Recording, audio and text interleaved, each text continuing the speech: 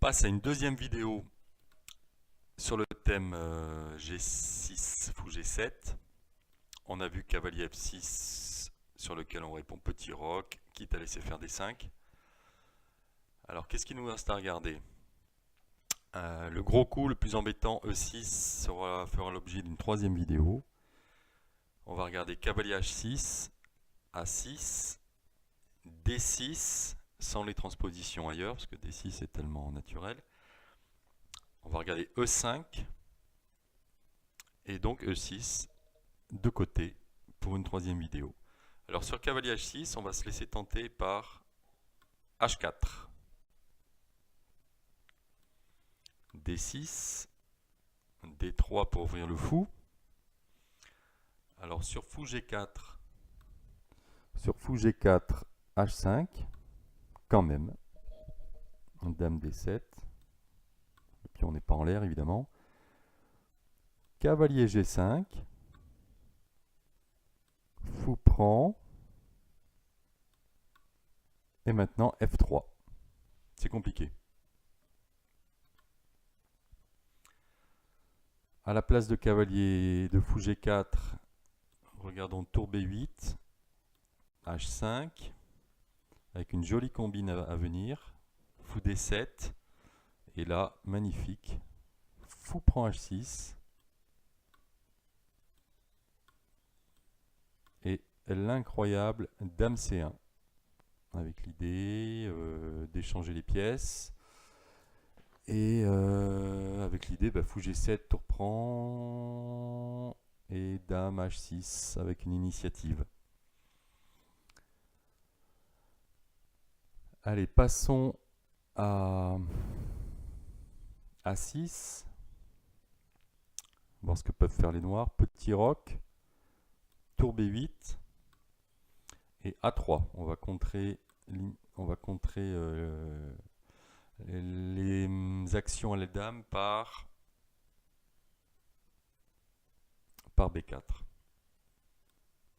Cavalier F6, B4. On regardera B5 juste après. Tec, tec, tec, tec. Cavalier prend. D4. C'est un gambit. Ça vaut le coup. Surtout que l'idée des noirs, c'était pas de jouer cavalier F6, c'était bien sûr de jouer B5. Sur quoi on tech? B4. Même type de gambit. Alors, cavalier F6, E5 ou cavalier B4? Alors, cavalier F6, D4, D5. Fou F4, petit tempo sur la tour. Ok. Sur E5, on continue dans l'esprit hyper agressif.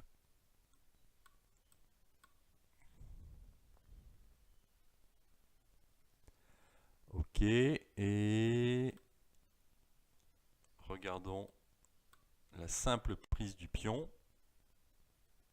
D4. Cavalier F6 ou cavalier C6? Alors, cavalier F6, on se développe, et dame B3, avec un peu de jus pour le pion.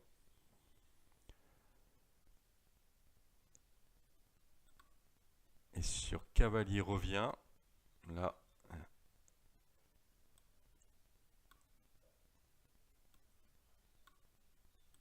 l'idée c'est D5. Bon, ça se calcule évidemment.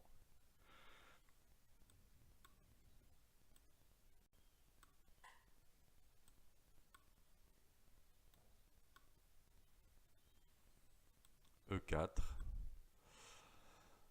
On a claqué une caloche, mais on a beaucoup de jeux là. On a les cases noires, on a les ruptures, on a le pion passé. C'est très intéressant. Ok, ça c'était A6. Passons à D6.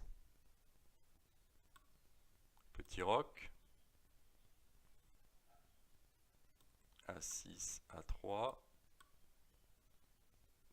Tour B8, tour B1. Ça ressemble à ce qu'on vient de voir, sauf que les noirs ont joué D6. Donc nous, on a aussi un temps de plus avec tour B1.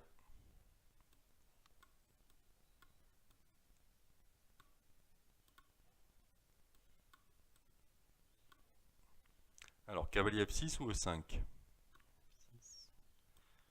Alors cette fois, ce sont les noirs qui grattent un temps sur notre tour.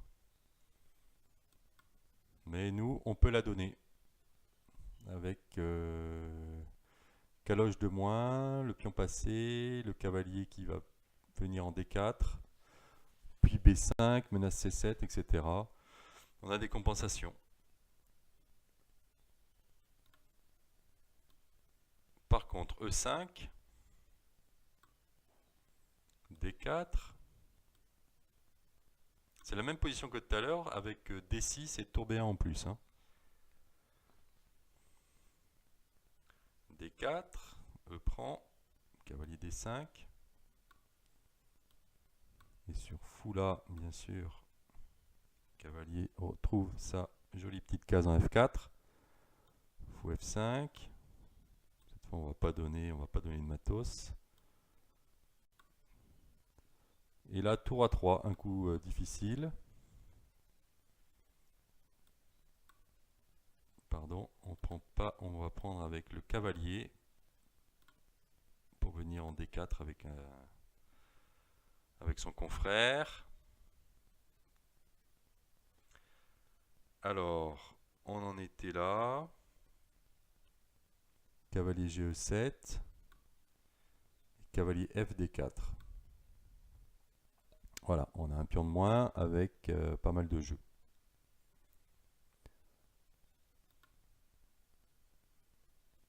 À la place de A6, regardons Dame D7 ou cavalier H6 ou cavalier F6.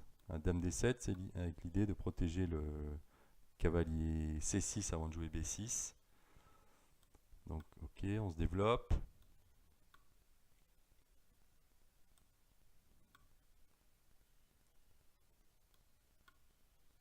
A3, on va essayer de développer un peu d'activité avec B4.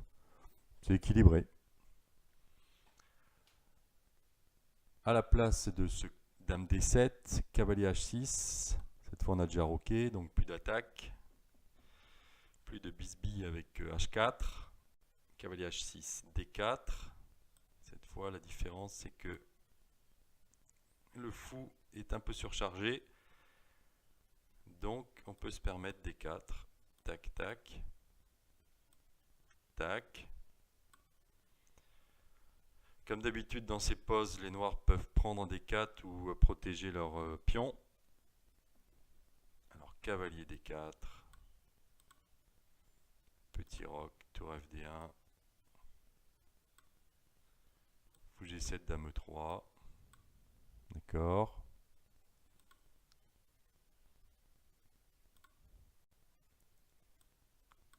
Fou D7. Et là, joli, on va casser la structure. C'est 5 important, hein.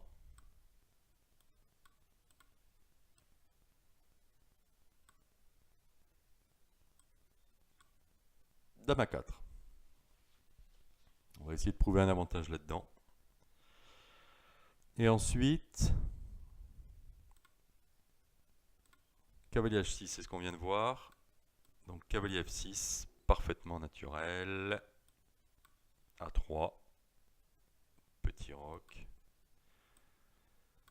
À nous l'aile dame.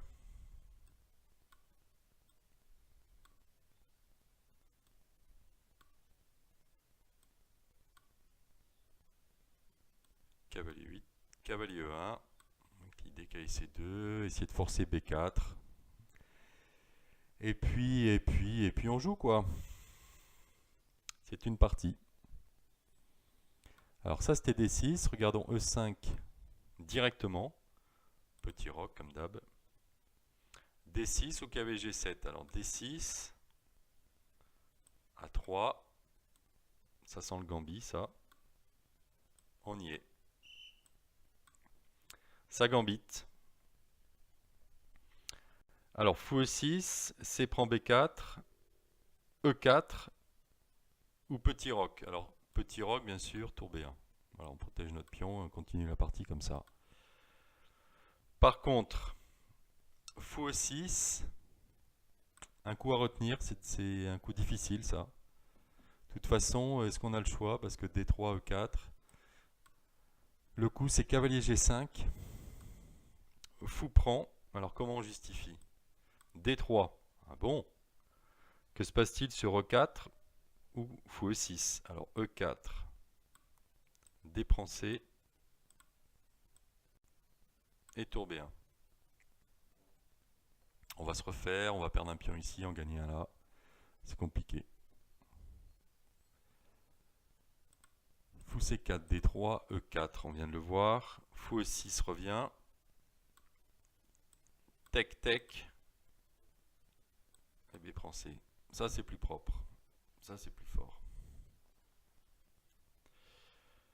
Alors, n'oublions pas qu'on perdait un pion après cavalier G5.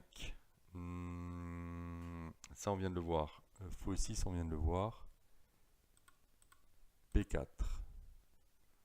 Alors, que se passe-t-il? Eh bien, tout simplement fou A3 avec compensation. Et à la place de C prend B,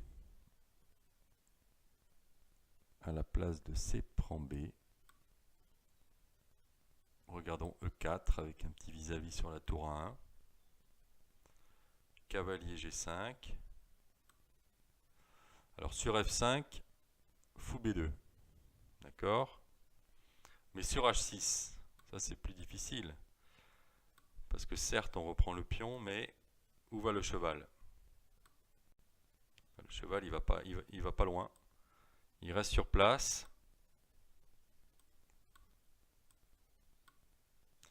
Voilà le genre de position qu'on va traiter, qu'on va jouer avec pas mal de pions. On a combien? On va avoir 3 pions pour la pièce. Ça va être passionnant ça. Ça va être une belle partie. Ok, alors remontons